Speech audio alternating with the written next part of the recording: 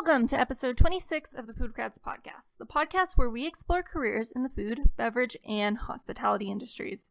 I'm your host, Veronica Hislop, a molecular science graduate student and career partner with FoodGrads. This week on the podcast, I interview Jennifer Shrubsole. Jennifer is a dietitian-nutritionist who has worked with clients at hospitals from the greater Vancouver area and Calgary. Her extensive experience in dealing with patients with gastric or pancreatic cancer, irritable bowel syndrome, and inflammatory bowel disease. Jennifer also writes for NaturallyNu, her personal blog where she shares healthy recipes and stories about gluten-free living. In 2015, Jennifer was diagnosed with celiac disease, a hereditary autoimmune condition where your small bowel is damaged by gluten. On the blog, she shares her love for eating whole foods, mostly plant-based, and world travels. In this episode, Jennifer and I talked about what she does as a hospital dietitian and what inspired her to become one. We spent some time talking about different medical conditions and why what you eat in a hospital is so important. Jennifer also talked to me about her food philosophy and signs to know if your diet is working for you. As well, what she's up to on NaturallyNu and the community that she has built there. I really like this episode because Jennifer reminded me how important it is to consider what you put in your body. I know it sounds like something silly to say, but when life gets really busy, you sometimes will just default to the quickest and not always the best options for you. Food is energy, and you should be treating your body in the best way that you can. You can tell that Jennifer is really passionate about what she does, and that really comes through in this episode. So, enough with that introduction, let's get on to the show.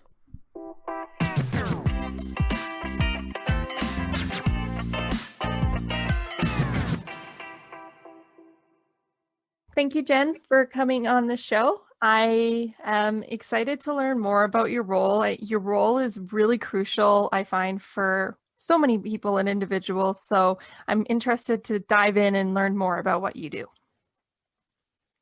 Great. Thanks for having me. It's fun to be here.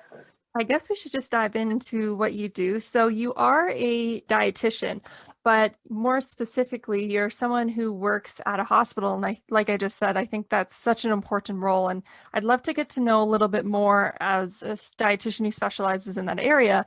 What are some of the daily things that you do? And maybe you could talk more about what you generally do. Yeah, so there's different areas that dietitians can work, and a hospital setting is definitely one of them. I can't say always talk about specifics, but generally what we'll do is look at what nutrition problems are happening. So it's a different environment for people because it's not about, you're not nourishing someone when they're well. You're trying to nourish someone when they're not feeling well. And that could be they have a medical condition like Crohn's where they're in a flare, or pancreatitis, or they've had a surgery that impacts their digestive tract. So you kind of look at the reason that they came in. You'll look at all their medical and surgical history, anything that might have nutritional implications. You also kind of look at other things like just how are they even tolerating food? How nourished were they coming in? I've seen surgery patients for a particular surgery where they've lost 20 pounds before they've even come into hospital. So you're looking kind of at their nutritional status, what it was like prior to coming in as well. And so you look at that whole picture and you're trying to determine what's the priority as well too, because often people don't have one nutrition problem. They don't have one thing going wrong. They'll have multiple things. And so you try to figure out, well, what's the priority? What can I do nutrition wise to make that better? And, how can I best nourish them while they're in hospital? And that might be whether it's feeding them through food, whether it's like through a feeding tube, or even through an IV. So there's different forms out of nutrition that you can give as well. And then often too, when they're closer to go home, we'll kind of talk about what foods to optimize that and how they can eat at home. So it's kind of like a big generality of what I do. So I'll mainly see like medical and surgical patients, and my role really involves the GI tract. So that involves possible nutritional deficiencies, things that impact how you heal from a surgery, how well you recover from something, and we'll try to just keep you as nourished as possible. That was very roundabout answer there. Sorry about No, that. that's okay. I was just thinking about for people who are admitted to the hospital, as you're mentioning that you were helping to form and figure out what these diets are, would that mean that the diets would be given to maybe like the hospital cooks and then they would delegate it to the particular patient? Is that usually how it goes? So if you're feeding somebody by mouth or orally, there are predetermined diets already in place. So if somebody just requires a regular diet, that would be pretty standard.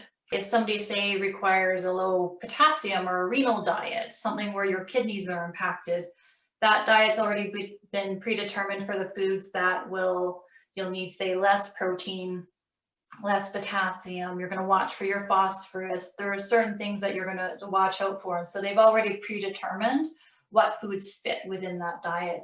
And so there's different ones too, like say a surgical patient, there's ones that if you're at risk for a certain type of complication, you may be on a diet that has smaller, more frequent meals, that's higher in protein, that has like low sugar.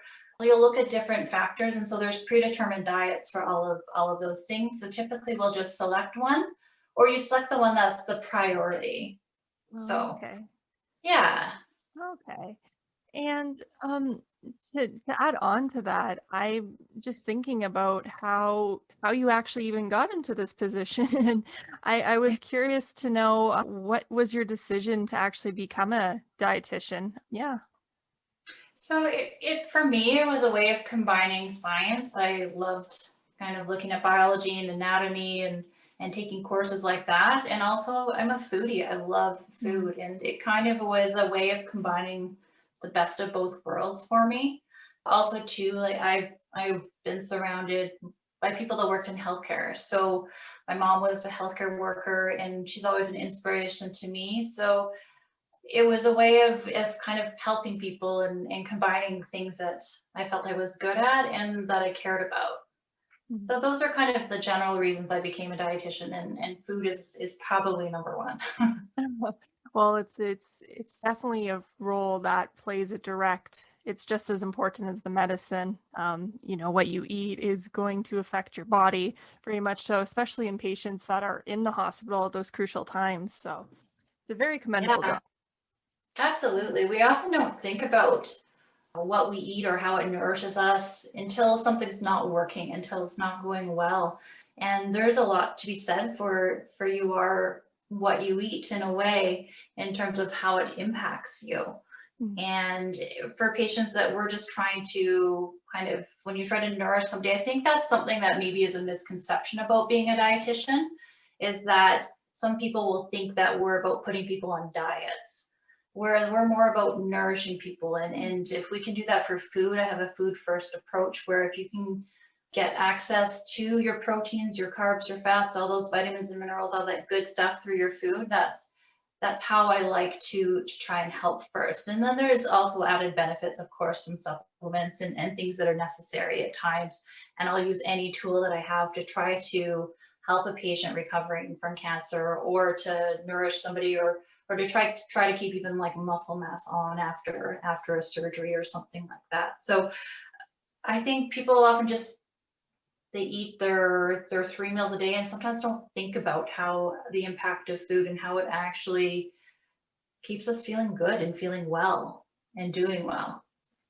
Yeah, and there's something that you pointed out in there was a lot of times we don't think about how it plays a role in our body. And I had a family member who actually went to the hospital and they had ended up getting an ileostomy bag, which for those who don't know, it's basically taking a part out of your intestinal tract, I guess you could say, and you're left with a bag at the side of your body. And when they were in the hospital and all that, I've never I was like being with this member, I never thought about how much food can impact and even just goes through your body. So we really relied on the help of dietitians to help us through because I had no idea how it would help them out with that. Absolutely. And you don't even think about how fast food can travel through your system as well too. Yes. So your family member in particular with the ileostomy, it was the part of the small bowel before the large bowel that's coming to the surface, and that's where the bag is attached. And that if food hasn't reached your large bowel yet, that's actually where most of your food or water, I should say, is reabsorbed into your system. A couple other things, but that's the big role of your large bowel or your colon. So where that bag was for your family member was on the last part of the small intestine, which impacts how you reabsorb like some of your bile salts, which impacts like fat digestion. It looks at like vitamin B12. You're looking at things that if it's coming out the bag before the colon, you're looking at possible dehydration. There's things, and then there's like what you do when it's like immediately right after that type of surgery. There's a risk of the bowels really swollen. And so you kind of have to have lower fiber foods to avoid a blockage for about a couple months after a surgery like that. So there's different things, and it's sometimes the timing of what like your family member or a patient is going through. It's like what's leading up to that event or medical condition that happened, like what immediately you can do, and then long term what you can do. So like sometimes the stage of what the person is going through can really impact what foods they need and what things they should eat and what complications you can run into. So I always believe as a dietitian, if I can explain the why to you of what's important about what's impacted from your digestive tract, what's like, you know, what's necessary to know, if you understand the why of what's happening to your body, and then I think the solutions or like the practical outcomes, like the day-to-day things that say maybe you need more protein or you need less potassium, or then it makes more sense. And then patients or the person is more likely to kind of be on board and kind of be like, okay, this is why this is important. This is why I need to do this. And this is how you can do it, and kind of making it easier. So I kind of forgot your original question there, but I ever want to talk about that. I don't think it really was a question. It's just from what you had said, it was more so just how you'd mentioned that you don't think about how, like, once you eat something, you think about how it's in front of you, and sometimes not necessarily how it impacts your body directly. I know we think about the most easiest metric. I know even for me is just like, will I gain weight or not? But it's so much harder to connect if I eat more broccoli or if I eat more of these types of vegetables, that this will make me feel better, because it's a lot of times not like a direct instantly an hour later, but you know, as you continue with the healthy lifestyle. And I think that that's why it's so important as well that we have dietitians who are reputable, who can help guide individuals through these processes, because intuitive eating isn't always intuitive for many people. No, and I think that's, you've said it just in that one sentence, is I think once you start learning to, or get used to, or recognize, maybe it's even recognition of what fullness feels like, or what something feels like, and you kind of get a better sense of that, then intuitive eating is a lot easier to do. And then you kind of know why, like that. But there's a lot of other factors that kind of impact it, like eating. If you're bored, if you're stressed, stress is a huge one. If you don't sleep well, I don't know about you, but I'm always hungrier the next day, and I'm craving foods that have sugar. You know, I'm just trying to get those types of foods into. So there's a lot that kind of impacts, like, yeah, how you eat to how you feel. And I think for the patients I see on a daily basis, like, they're not feeling well. So, you know, try topping, you're in so much pain, or something's coming out one end or another, and how do you convince somebody that eating is a good thing to do? And with a lot of the things, like you had mentioned, that you start with the why to help with the patient, but as someone who is the professional that people look to, food nutrition is really complicated, and it seems like there's always these studies coming out that says one thing, and then later on it's conflicting with another thing. So how do you go and find what's reputable or figure out what works best for a patient? So I think it's always taking everything first with a grain of salt. You have to look at what the source is, and what the quality of the source is. So we look at a lot of journal articles, and it's where did the journal article come from? So for example, some journal articles are more reputable than others. And they'll kind of put different types of studies or quality of studies out there. So for example, there may be something called a randomized control trial, where everything's tightly controlled, and those tend to be the studies that are the most accurate. Those studies tend to happen more sometimes in the ICU setting. And I find outside of the ICU, it becomes a bit more of a challenge because nutrition becomes a little bit more of a gray area. So you do your best to interpret the quality of the study. You look at the sample size, like how many people. So a study will carry more weight if, say, 1,000 people have participated in the study versus 20. So you kind of look at the different impacts and things that might introduce like biases or whatnot. So, and then also too, like for people that look on the internet and try to find something, it's looking at, check out people's sources, because sometimes they'll quote something, they'll list all these references and all these sources, but is the referencing article actually matching up with what the person's trying to say, or they used the article for a quote? So I think sometimes also too, back to my earlier statement of journal articles, the more articles that you have that support the kind of the belief or the outcome, more likely you can probably try to believe in some of those things, and you can relay that information to your patients. But it's always an evolving and a changing area, and I think that's probably what's exciting about it. Sometimes we'll learn, like there's a lot of research going into the microbiome these days, and there's certain conditions, and the microbiome is more like your gut health, so to speak. Okay. And there's a lot of interest in people that have IBS, people with like Crohn's or ulcerative colitis. There's different conditions that are really impacted by digestive health, or sometimes if you haven't even been diagnosed with something. But I posted something on Instagram today, and it's like, how do you know you have good digestion? And my answer was, when you don't have to think about it. So good digestion is sometimes you have to kind of listen to your patients and what they're saying about that. Look at kind of the research that's out there, and kind of be honest about that it's not black or white. So so I'll tell people, this is what currently the research is saying. This is like maybe a growing area of research. This is something that we could try. It's kind of, if I use that microbiome example, so people are really, when you eat food, is like kind of recognizing how you feel. A lot of people will recognize how they don't feel, right? How like if you eat a certain type of fiber, we think of fiber in terms of like insoluble and soluble, and how that maybe might impact our good gut bacteria. So there's a lot of talk about probiotics and whatnot, and we're always like, more fiber, Mm-hmm. but sometimes depending on what the bacteria you have in your gut is, which is determined by a lot of things, not all fiber is tolerated by every individual. And so sometimes that's why it's hard to say. I'm like, you can kind of give those statements that on the whole, eating fiber is a really good thing, but you might be the person that doesn't tolerate legumes very well, or you don't tolerate something else very well. And it's kind of like learning that, well, where do you find other sources of it, or whatnot? And kind of,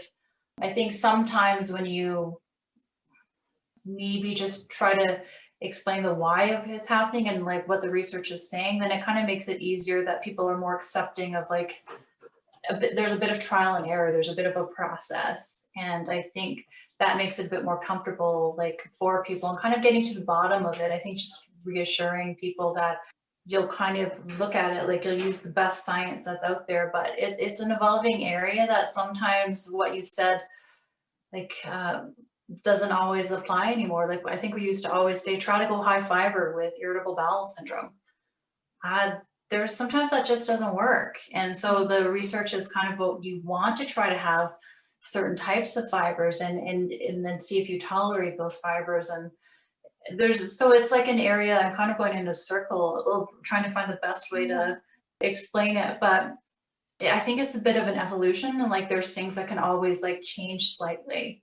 So kind of keeping that in mind too, like the research is like the best information that you have at the time, and then that's your best to answer to go with that. But if you find like studies that come along and there's more and more studies that are supporting maybe a different idea, then that's something that I think we need to be open to as like dietitians and healthcare professionals, that like the research can evolve and change.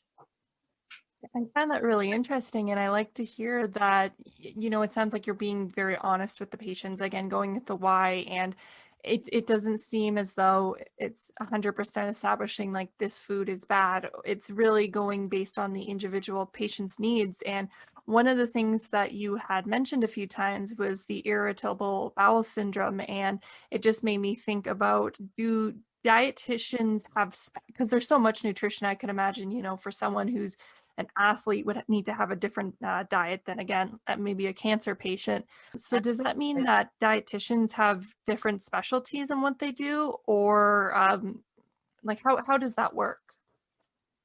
Absolutely. And I would, if there's something that is happening to you and you want to see a dietitian, try to find one that is specialized in that area.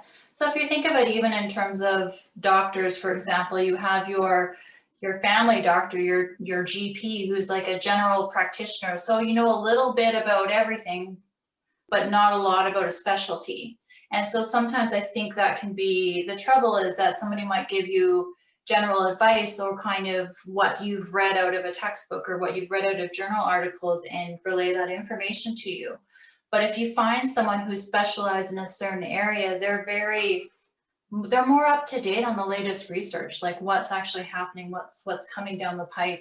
You've had more practical experience with patients as to what they're going through, what they're telling you, and you've kind of tried out different things to see what works best for people.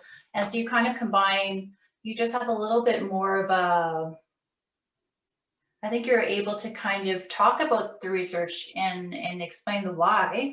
I kind of hammer home that point of the why, but then you're also able to give like practical day-to-day solutions, and people really want that. You don't want to go to a class and have it be something, a nutrition class, and have it be something generic that you can read off the internet. There's so much information that's on the internet these days, so you need to kind of help people with the questions that they're really having about nutrition. So for example, like there's another dietitian named Shelley Case, who's, I think, a nutrition expert and a specialist in celiac disease. And she has years of experience where she knows the research. She works with the top professionals that have done a lot of research in celiac disease. She's worked with patients. She's written books, and if it kind of goes into the day-to-day and the why of everything. So you even know, not just like, okay, avoid gluten, but what are the nourishing grains that you can add to your diet? Like, how should you eat? Like, what are the things that can be questionable about what you're eating? And kind of looking at the interpreting the science for you, but doing it in a relatable way that anybody can understand. So I think that's kind of something that I like to do as well, is try to like be like, okay, here's the research, but like, how do I make that something that's relatable? Like, and how do you know what to eat when you have a busy family? How do you know what to eat when you're feeling really well or you're feeling unwell? Like, it's kind of making it something that's practical. So it's kind of more of a customized like approach, and kind of knowing that what's happening. And then also too, kind of knowing that often people they're going through one thing that's like the bigger priority that they need help with, but they often sometimes have multiple other things that also have nutrition implications or problems, and you kind of have to help support that as well too. And I could imagine that being able to communicate with anyone that you're working with would be an important skill. Would that be arguably maybe the most important, or is there some other skills that are also important as being a dietitian? I think that's definitely one of them. I think it's something that you always want to feel heard. Like, you want to feel that the person is understanding of what you are saying to them. So I think communication is key. We're in a healthcare profession, so I think it's something that's essential to our jobs for sure. I think as a dietitian as well, I think it's really important to think of yourself as a critical thinker or as a problem solver. Like, you need to know the latest in research, but what do you do if you have slightly conflicting studies? how do you relate that to what the food trends are out there and what the current diets are out there? How do you combine it all together and kind of present that to the patient in a way that is, interesting, practical for the patient? And I think you just really need to love food. I think you have to appreciate it and kind of know this, what's in foods to kind of that make them nourishing, that can help a patient overall. So I'd probably say a bit of a problem solving, good communication skills, and a love of food. Well, just the thought of actually, it's hard enough to cater my own diet to myself when I'm the one in my own body, let alone I couldn't imagine doing it for someone else. So I could imagine that's a lot of critical thinking right there. And as well, to keep on top of we say food trends, but as well, different people have different household ethnic backgrounds. So they maybe want to incorporate, a European diet would be something that's different than something of a Japanese diet or something like that. Absolutely, and that comes into play for everything. So when I give out handouts or nutrition handouts to my patients, I like to talk to them about what they like to eat, what they mostly eat at home as well too. And it's going to be different because if foods in terms of how you prepare them and how you like to eat them, just it kind of gives a better picture of everything. So absolutely, culture is huge.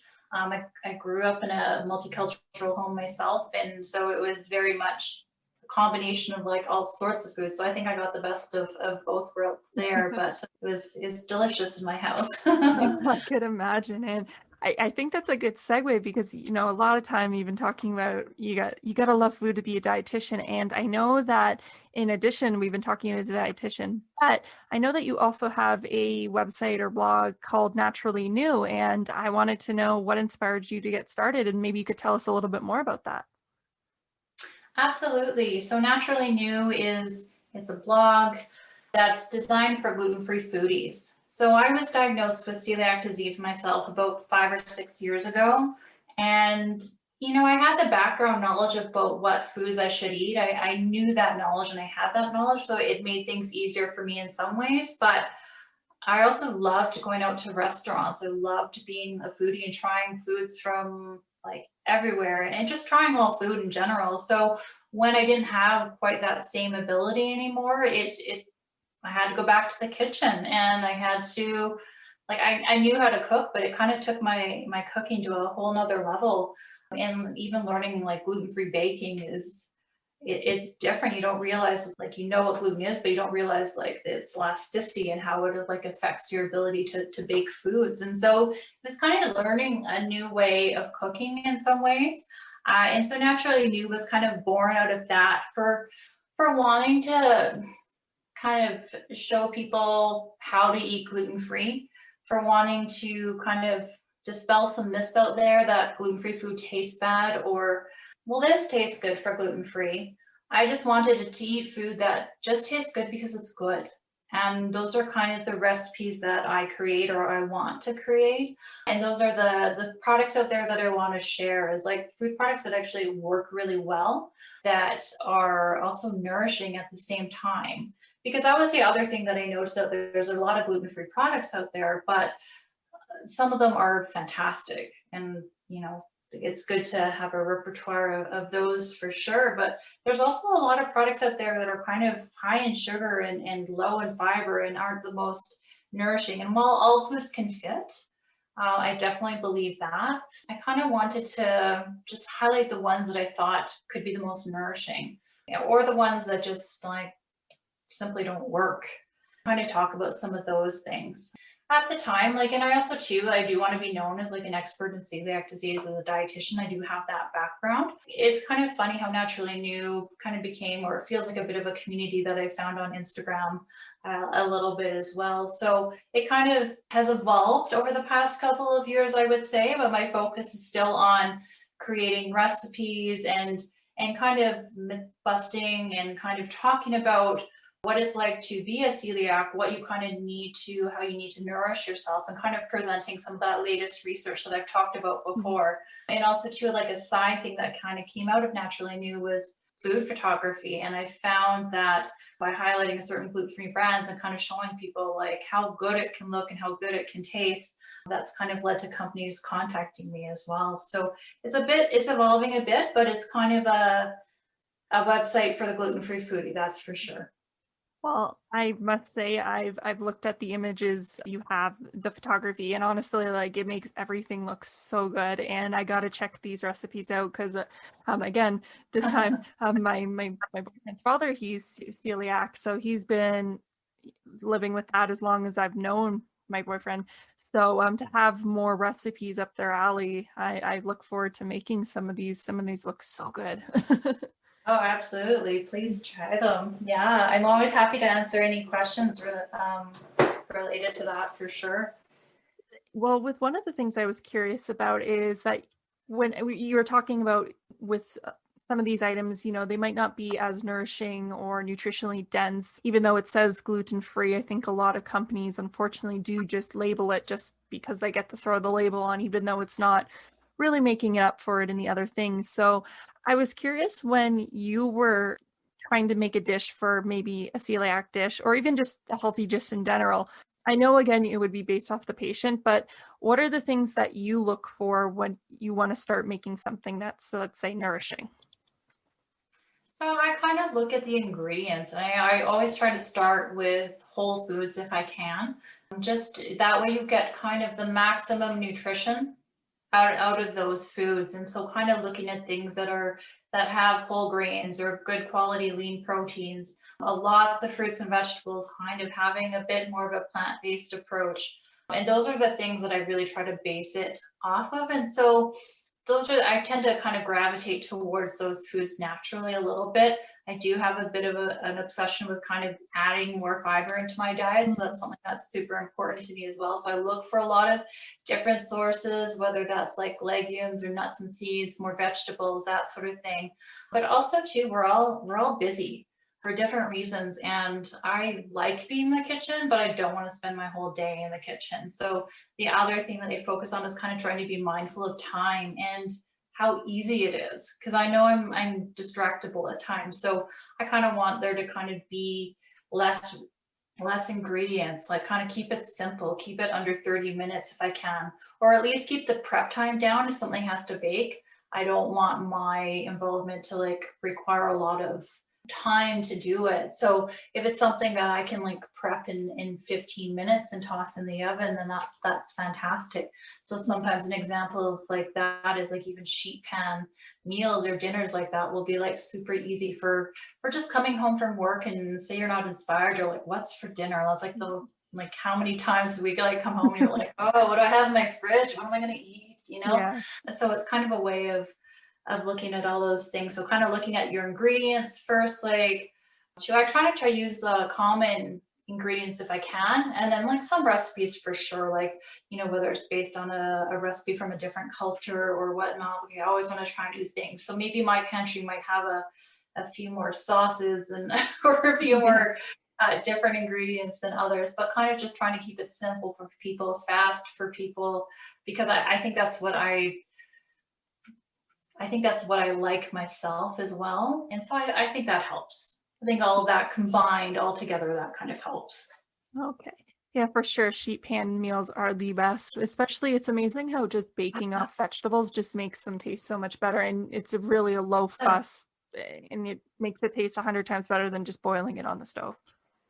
Absolutely. And I always think like sometimes too, like my mom was a working mom, and sometimes it would be like frozen vegetables when I was younger. I'm like, oh, this is gross. You know, I don't like it, but kind of learning how you can flavor your food or kind of the way that you prepare it. And you probably know more about this area than I do, but just how that enhances everything. And so brings out the flavor. And sometimes the flavor of foods does come out more with a little bit of cooking. Even some nutrients sometimes, like tomatoes, for example, you'll get more nutrition out of the tomato when it's cooked. That's not always the case, but Right. you know, I think, yeah, you know, no fuss but healthy. But that at the same time, I love my dessert. I'm like, that will never go away. Being someone who's been navigating with this gluten-free lifestyle, have you found that it's been easier to manage or as the years? Because I know that there's way more options available. Has it become easier for you? Yeah, I would say definitely. I think it depends what stage of celiac disease that you're in and your age when you're diagnosed and everything. Well, kind of getting diagnosed when you're older, it takes longer for your gut to heal. So sometimes people will be like, I'm eating gluten-free, but I'm still getting symptoms. And sometimes there's trace amounts of gluten that have gotten in there and that's why you're sick again. But it can take like 6 to 18 months for your gut to truly heal and for Wow. you to be able to absorb your food properly again. So it took me a long time. And for example, even oats, like there's recommendations and there's varying evidence out there about whether you should have like ever have oats, but most of the organizations around the world feel that oats is safe after a certain period of time, like after that, like say a 6-month period or something like that, and then kind of gradually reintroducing some of those foods. So yeah, absolutely. Like I feel better now all the time because the only time that gluten sneaks into my diet is through cross contamination. And I think that's maybe the one thing that people don't really know or understand. They'll see gluten free and kind of be like, oh, okay, so well this food doesn't have any gluten. The label, they can even get good at label reading or on the menu and it says gluten free. But it all depends on preparation in the kitchen. Like, does the same utensil get used that's touched something that's had gluten on the manufacturing line? Did they box up pasta with gluten right before the gluten-free pasta? You know, just different examples. So there's different places of contact where that cross-contamination can come into play. And I think that's what, you know, gets me now sometimes is that, or my boyfriend, he still has gluten. And so if the toaster, like if some crumbs get in there, there's times where if there's something just on the counter, most of the time we're very careful and we're very clean, but it still gets you every now and again. In terms of the food products that are out there, I think it's fantastic. Gluten-free, from when I first started as a dietitian to where things are now is like night and day. Like finally there's delicious gluten-free bread out there that you don't have to toast. And Wow. even 5 years ago or 10 years ago, you couldn't say that. And that same bread now has like fiber and good amounts of protein and is like actually good quality bread. So there are actually a lot of good quality products out there, you know, and I think it's really helped whether it was the gluten-free trend or people that have sensitivities or whether diets for there's different diets like for like IBS or IBD, like different conditions like that, where you do even temporarily limit your gluten intake. That's led to the market kind of exploding. And I think it's probably maybe at its like peak, but gluten-free food isn't going away. And so the amount of products that are out there isn't going to go away either. And so I think it's really helpful. And so I have to say, like when somebody puts a symbol that says gluten-free or just even writes the words gluten-free on there, it just makes my shopping experience so much easier. Then I can like venture out and try new products or different brands and kind of just, you know, you want to have fun with your food too. It should be enjoyable. I know I talk about health a lot, but I'm like food needs to, for me, and I'm sure for you, it like needs to taste good. And so if I can like pick something off the shelf that like says it's easily gluten-free and then I can make a meal out of it, then that's fantastic. So yeah, there's a lot of gluten-free products out there. It's a huge, uh, I'm grateful to any company that goes through the certification process because it means a lot to me as a celiac. I know it means to a lot of people that do have celiac disease. It just makes our lives so much easier. It's fascinating how for some individuals, just getting those trace amounts can affect your body. And even like it's mind blowing to me that your bodies can be so in tune and sensitive to something. It's just pretty amazing. Yeah, I know, absolutely, right? And so, for example, for somebody with celiac disease, think of a slice of bread and 1/60th, that small of an amount can be enough to set off your symptoms. You won't experience, I don't experience what I first experienced like prior to my diagnosis, but I know if there's a trace in there, I can feel it. And it usually for me it's like clockwork within 2 hours that it would happen. And so, and I kind of know what I'm in for like the next 24 to 48 hours, like I know what's going to happen. And so it can be, yeah, that small of amount. And like, so for even people that say you just have a sensitivity or it's just a food that bothers you, like maybe you don't get the same malabsorption, but a lot of the other symptoms that you feel, the digestive symptoms, are the same, and not that uncomfortableness, the pain, like the things that you can feel. And no one person's experience is the same as another's. So I think yeah, I think that's what I'm trying to say. Yeah, no, and again, it just reminisces on this, like the idea. Again, my boyfriend's father, he was just eating a regular piece of chewing gum, and he thought nothing of it, and then all of a sudden, his symptoms were crazy, and he's like, I Yeah, didn't eat anything with gluten, and he's like, the only thing I literally ate within the past whatever span was a piece of gum, and he's like, oh my gosh, I got it from the gum. Like, why is there gluten even remotely near my gum? yeah, it's so funny because there's actually only a couple of brands that are certified gluten-free in terms of gum, and you don't think about those things, right? You're just like, oh, it's a piece of gum, how can that affect me? But it can. And so I think it's interesting, like even gum for people. I've brought up irritable bowel syndrome for some reason a lot in this talk today, but there's even certain types of gum that have sugar alcohols that can set off symptoms for people that have that type of condition. So it's kind of funny that we don't really always think about those things, but yeah, it definitely happens.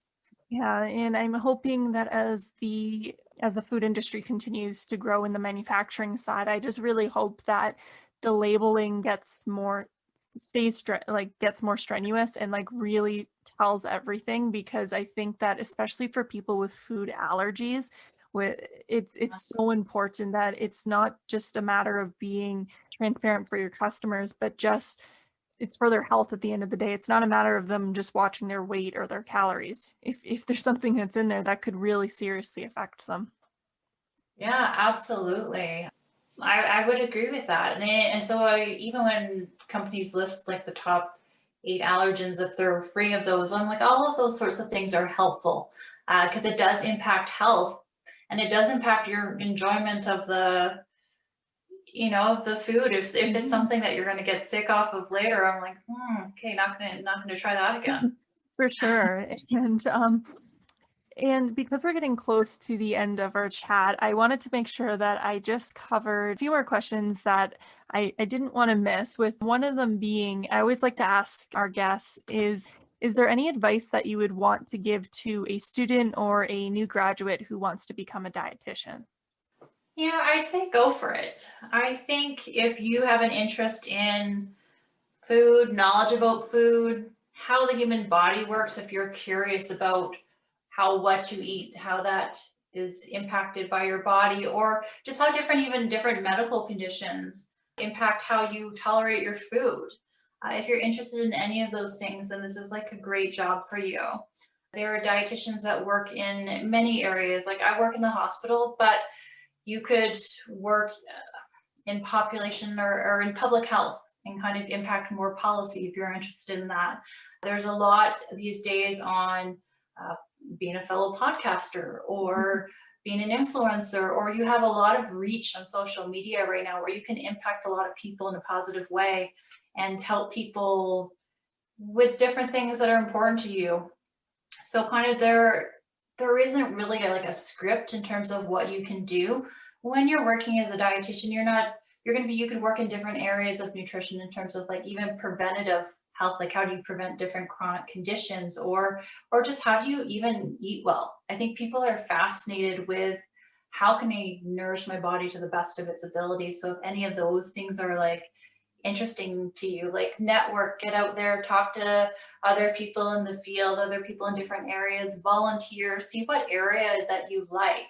Because, is it that area where you're more preventative nutrition and kind of just nourishing and healing well? Or do you want to work with patients that don't have everything that works like clockwork, where there are a lot of like nutrition problems and a lot of nutrition challenges, and kind of just thinking of what just even looking at the patient and kind of being able to tell if there's a deficiency there and how you can kind of help with that. So be curious, get out there, try new things. As for like new grads, what would I tell them? What would I tell them? That's like questions for you. Yeah, what would I tell them? That is a very, very good question. I just say that, focus on what you're passionate about. I know that for me, the area that I work in is something that I am passionate about. Digestive health, gut health, whatever you want to call it, is something that intrigues me and kind of inspires me to keep going, because then you'll want to look at the research. You'll want to kind of know more about it and just be relatable, like really get to know something, kind of be as much of a specialist in that area that you're passionate about as you can, because people do want to talk to a nutrition expert. You have a lot of things to like offer to people, but you need to make sure you do it in a relatable way. Like you don't want to be a Wikipedia page, like people can read online. You need to make it really relatable to people. And how do you communicate that well to people? So just kind of see what other people that are inspiring to you, like you can reach out to them, have a conversation.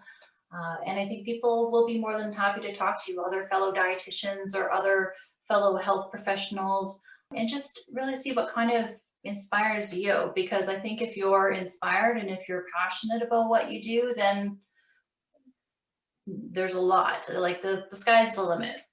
For sure. And I really suggest that people also, as you said, if you want, reach out to dietitians, but there's a lot of, like you said, there's a lot of good podcasts out there where there's dietitians talking with dietitians who are talking about their specialties and all that. And you could probably get so much knowledge just out of listening to those conversations as well. Absolutely. Yeah. Like, listen to a lot of different podcasts, and even just people that have complementary professions, like listen to them as well. See what you really like. There's so much information out there, but on podcasts, on blogs, on different social media platforms, there is like almost too much information out there. There's like a wealth of information out there. So kind of just don't be afraid to go and try and ask and do. And I think those are all good things. Well, if those who are listening, if they want to know more about a dietitian who's doing things related to celiac, you're going to have to check out Jen's Instagram as well as her website, NaturallyNu, which I'll put in the show notes, but that's going to be your go-to for one of those things. I hope so. That'd be great. That'd be fantastic.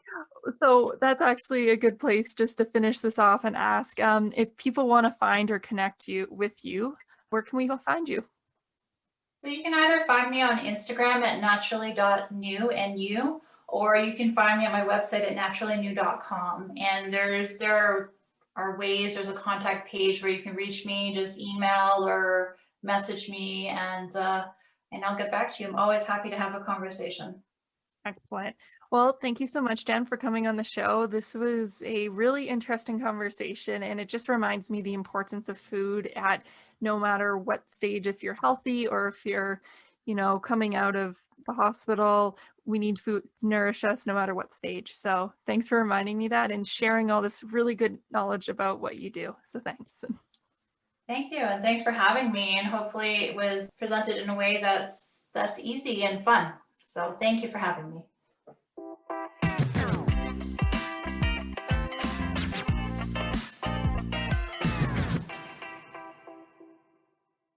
That was episode 26 of the FoodGrads podcast. All the notes to this podcast can be found on the FoodGrads blog or by clicking the Student and Grads tab on the homepage. There you can find any notes to past or future episodes. Do you know anyone you would like me to interview on the show? Perhaps yourself? Or maybe there's a specific career that you want to learn more about. Well, if that's the case, then reach out to me and let me know on any of the FoodGrads social media platforms or at my email, veronica@foodgrads.com. Hope to hear from you. Part of my mispronunciation of the word ileostomy in the episode, you would think I would know how to say it properly, considering the family member with the condition is my mother. It was a bit of a challenge learning how to cook for her condition, but we did end up figuring it out. And with everything that had happened, I really stress it. It becomes so easy to forget how important it is to think about how food reacts to your body when you don't have any medical conditions such as myself. And you realize that food really does affect your body, and it's important to consider what you consume. So, my little PSA or my reminder of the day is to make sure to keep up with your yearly physicals and stay in touch with your doctor. You want to know what's going on, especially when it involves your health. That's it for this week's episode. Thank you everyone so much for listening, and I will see you next time.